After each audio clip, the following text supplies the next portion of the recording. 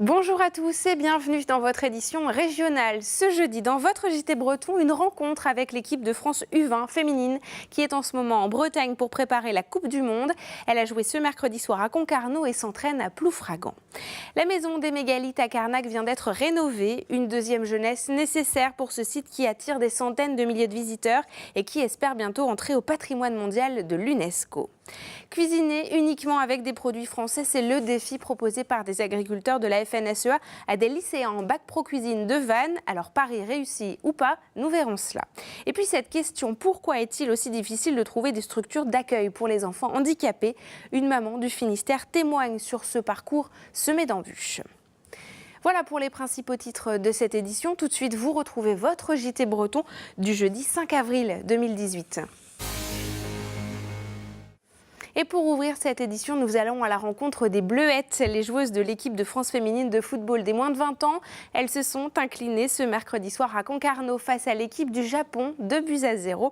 Et nous les avons rencontrées quelques jours avant ce match de préparation au Centre national de Ploufragan. Leur objectif, la Coupe du monde féminine de football des moins de 20 ans qui aura lieu dans 5 mois en Bretagne. Le reportage de Mathilde Kemener. En ce début de semaine, pas de gros efforts pour les Bleuettes. Elles doivent récupérer avant d'affronter le Japon le samedi 7 avril à Dinan-Léon. Ce match amical les prépare à la Coupe du monde féminine de football des moins de 20 ans. C'est récup parce qu'il y a eu les matchs de championnat ce week-end. Mais je pense que tout le staff est aux petits soins avec nous pour nous mettre dans les meilleures conditions possibles. Et puis on sera en forme pour les deux confrontations. Dans son groupe pour la Coupe du monde, le sélectionneur assure avoir des talents que les amoureux de ce sport doivent venir découvrir. Marie-Antoinette Catoto est certainement l'attaquante aujourd'hui qu'attend l'équipe de France A.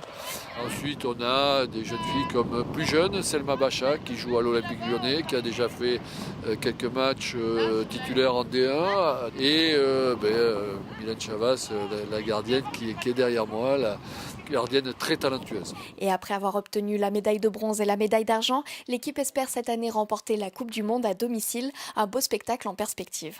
Cette équipe est extraordinaire, d'une part, et d'autre part, nous sommes quand même en France et on a une chance inouïe parce que cet événement n'a jamais été organisé en France. Donc, ce sont les futures joueuses que l'on va retrouver en équipe de France A. On peut dire que c'est l'équipe de France Espoir, donc si on veut les voir de près, il faut vraiment être présent. La Coupe du monde féminine des moins de 20 ans se déroulera du 5 au 24 août dans 4 villes bretonnes, à Dinan, à Saint-Malo, à Concarneau et à Vannes. C'est d'ailleurs dans cette dernière que se dérouleront le match d'ouverture et la finale. Nous allons maintenant à Carnac où le site des alignements attire chaque année près de 700 000 visiteurs. La maison des mégalithes créée dans les années 90 vient de s'offrir une seconde jeunesse. 3,5 millions d'euros ont été nécessaires pour réaménager ce site et repenser la muséographie de cet endroit. Un lifting nécessaire pour ce lieu qui candidate à l'inscription au patrimoine mondial de l'UNESCO. C'est ce qu'a expliqué Jacques Buisson-Catil, l'administrateur des alignements, à Christophe Boucher. Il y a aussi le mystère qui continue d'entourer ces alignements. C'est-à-dire qu'on sait qui les a érigés, on sait comment, on sait avec quoi, on sait quand, mais on ne sait toujours pas pourquoi. Et donc ça, c'est aussi un aspect très important et qui intéresse beaucoup le public. Lui qui a une vision évidemment très différente en fonction de son origine, j'allais dire. Les aliments, bon, c'est connu dans le monde entier, mais l'interprétation, la datation, comme j'en parlais précédemment, etc., tout ça échappe pour une large part au public qui vient à Carnac. En revanche, une fois qu'il a fait participer à une visite conférence, par exemple, ou à un atelier pédagogique, ou visiter la maison des mégalithes, et où, j'allais dire, parce qu'on peut faire tout ça à la fois, évidemment, il repart avec un bagage conséquent. Le président de la Fédération française de football, Noël Le Graët, est malade. Il souffre d'une leucémie lymphoïde. En bref, également la manifestation des agents de la Directe des Côtes-d'Armor ce jeudi. Ils réclament des bureaux. Le tour de la Bretagne en 5 infos, c'est maintenant avec Jérôme Gallo. Noël Le Graët souffre d'une leucémie lymphoïde, comme il l'a révélé au journal L'Équipe ce jeudi. Le président de la Fédération française de football reçoit des soins depuis début février. L'ancien maire de Guingamp juge l'évolution de sa maladie très positive. Le Breton pense même être apte à reprendre pleinement ses fonctions dès la fin avril. Aujourd'hui âgé de 76 ans, Noël Le Graët avait déjà vaincu un cancer au début des années 2000. Un hélicoptère enchaîne les allers-retours depuis ce jeudi matin dans le ciel de Lamballe. Non, il ne s'est pas perdu. En fait, l'appareil de la compagnie Liberté de Dinard sécurise la falaise de la rue Langeouan dans le centre-ville. À chaque voyage, l'hélicoptère dépose 300 kg de grillage et ramène 600 kg de gravats. 35 rotations ont été nécessaires pour mener à bien cette mission. Depuis plus d'un mois, la cinquantaine de fonctionnaires de la Directe des Côtes-d'Armor sont sans bureau. Contraints au télétravail, les agents de l'inspection du travail ont manifesté ce jeudi devant la préfecture de Saint-Brieuc pour réclamer de nouveaux locaux. Ils avaient quitté en urgence leur bureau de la place Allende à cause de joints amiantés. Problème, depuis, les travaux n'ont toujours pas été engagés. Depuis mardi, l'ancien restaurant chinois de la rue Thiers à Quimperlé se fait grignoter toujours un peu plus par la pelle. Il s'agit de la première grosse étape de la requalification du carrefour. Au total, 100 mètres cubes de murs sont en train d'être détruits. Avec ce chantier, la municipalité compte mettre en valeur l'entrée de la Haute-Ville. Top départ de la solo Concarneau, deuxième épreuve de la saison. À 15h ce jeudi, 24 solitaires et 11 duos se sont élancés vers Ouessant selon 3 parcours différents. Le plateau est très relevé avec Alexis Loison, Thierry Chabani, Erwan Tabarly ou encore le double tenant du titre, Charlie Dalin. Bien heureux celui qui saura prédire le vainqueur. Manger français. Depuis des mois, le syndicat agricole majoritaire FNSEA martèle ce message. Et pour que les jeunes générations s'imprègnent de ce leitmotiv, le syndicat a invité des élèves du bac pro cuisine du lycée Jean Guéhenno de Vannes à ne cuisiner que des produits français. Et Fanny Cocognier a assisté à cet exercice culinaire. Manger français, c'est avant tout cuisiner des produits français. Ce jeudi matin, au lycée Jean Guéhenno de Vannes, les 11 élèves de deuxième année de bac pro cuisine s'y mettent.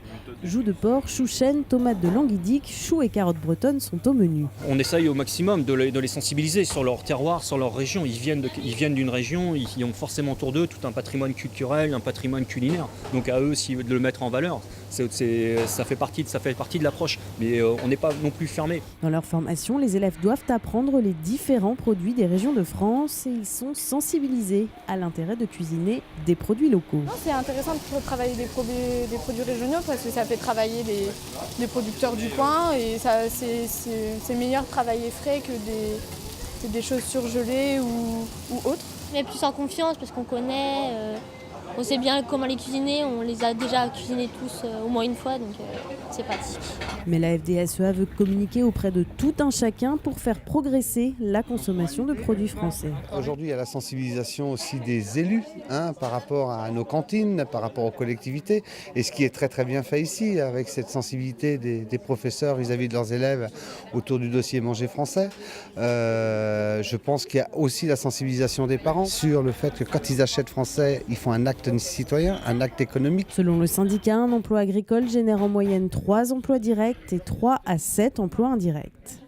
Et cette question à présent, pourquoi l'accueil des enfants handicapés dans des structures adaptées est-il si long et difficile? La loi de 2005 prévoit pourtant l'intégration des personnes handicapées, mais les moyens manquent. Les parents d'Enzo, un jeune Guy Pavasien, ont fait une demande pour une place dans un établissement, mais cela pourrait prendre des années, comme nous l'explique Frédéric Lorenzo.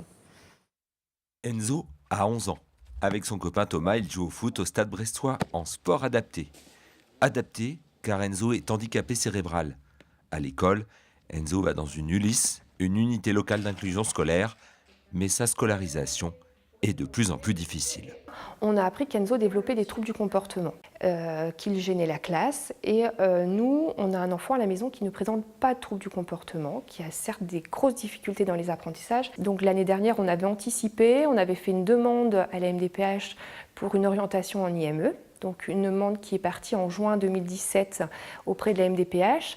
Après de nombreux contacts téléphoniques, de nombreux mails à la MDPH, on a fini par avoir la notification en décembre. Toutes les demandes concernant la compensation du handicap aboutissent ici à Quimper, à la MDPH, la maison départementale des personnes handicapées. 71 000 dossiers de demandes ont été examinés ici l'année dernière. Des demandes en augmentation chaque année. On a eu depuis 2010 plus 50% en fait, de demandes en plus. Je comprends que ce délai de 6 à 8 mois soit vraiment difficile à accepter. C'est pourquoi on est en train de mettre en place des nouvelles procédures pour essayer de diminuer ces délais. La MDPH a accordé à Enzo le droit d'intégrer un IME, un institut médico-éducatif. Problème, le délai d'attente est au moins de 3 ans, faute de place. Inadmissible pour la maman d'Enzo. Un enfant qui doit rentrer en école maternelle ou au collège, on ne leur dit pas vous allez attendre 3 ans pour avoir une place. Ça choquerait tout le monde. Mais qu'on dise on doit attendre 3 ans, 4 ans pour rentrer en IME, j'ai l'impression que ça choque peu de monde. L'État qui finance les IME n'envisage pas de nouvelles ouvertures de places dans les prochains mois. Le département tente de compenser cette pénurie. Le pire est de voir des enfants qui reviennent dans leur famille, des parents qui s'épuisent. Il y a moyen de construire des dispositifs, je pense, qui avancent. Pour ça, il faut quand même des moyens financiers. En 2017, 1600 personnes handicapées, adultes et enfants, étaient en attente d'une intégration dans une structure adaptée dans le Finistère. Et autour de ce sujet du handicap, le gouvernement a annoncé ce jeudi un plan dédié à l'autisme. 340 millions d'euros seront débloqués sur 5 ans pour améliorer la recherche, le dépistage et la prise en charge de l'autisme. Dans l'actualité également, cette rencontre mode inattendue entre le sculpteur breton Marc Morvan et l'entreprise spécialisée dans la maille et les fileuilleuses d'Arvor à Quimper. Une nouvelle série depuis l'inédit va sortir. Retour sur cette histoire avec Sophie Lecroisier. Voici l'œuvre d'art et voici le pull. En quelques mois, l'équipe de l'entreprise quimpéroise Fileuse d'Arvor a mis au point ses prototypes. Un pull en laine de mouton à l'effigie d'une sculpture monumentale de Marc Morvan. Cet ancien marin-pêcheur reconverti s'attache à donner une seconde vie à des objets à travers ses œuvres. Le pull donne lui une seconde vie à son œuvre, une idée originale. Maman m'avait acheté un pull Mam Goudig à l'époque avec un pêcheur dessus, ici.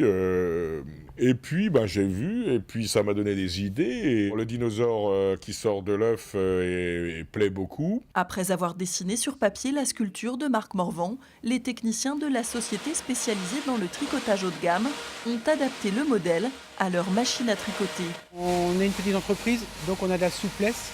Et on peut se permettre, c'est vrai, faire des petites séries qui ont un moindre coût pour l'artiste.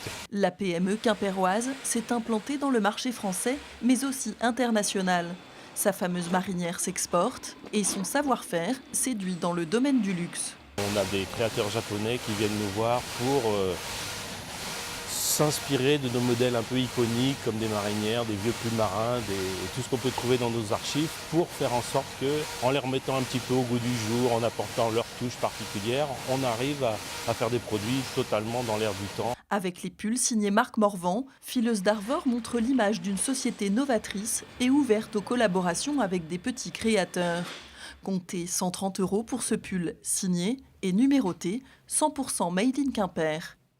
Et c'est la fin de cette édition. Pauline, dans votre soirée, vous parle cinéma. Pourquoi la Bretagne attire les réalisateurs? Quels sont les coins de la région les plus demandés? Son invité vous dira tout dans l'émission L'Instant T, à voir à 19h15 et 23h15. Voilà, c'est la fin de cette édition. Merci de nous avoir suivis. Je vous retrouve demain à 19h et je vous souhaite une très belle soirée.